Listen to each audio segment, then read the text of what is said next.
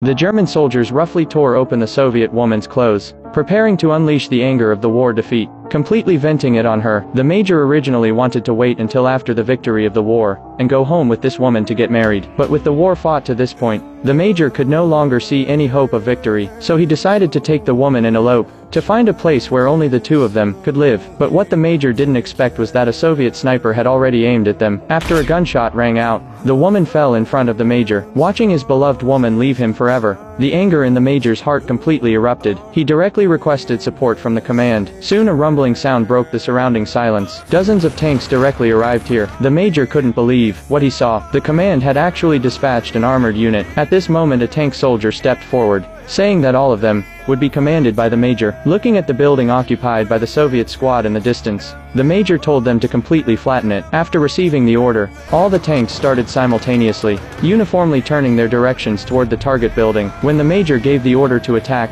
everyone began to launch an assault toward the building. The tanks directly crushed the obstacles in front of them, allowing the soldiers to advance behind them. At this moment, the Soviet soldiers inside the building simply couldn't believe the scene happening before their eyes. Soon the German forces arrived at the center of the battlefield. All the tanks were also ready. As the major ordered the soldiers to cover their ears, the tanks then began shelling the building. When the first wave of tank attacks ended, the major ordered the infantry to charge forward. At this time the Soviet soldiers inside the building, after being shelled, were already completely unable to stand. Everyone leaned against the walls, waiting for death to arrive. At this moment the German major stood downstairs, furiously shouting for the sniper who fired to come out. And this moment made two Soviet veterans think of a way to turn the tide of the battle.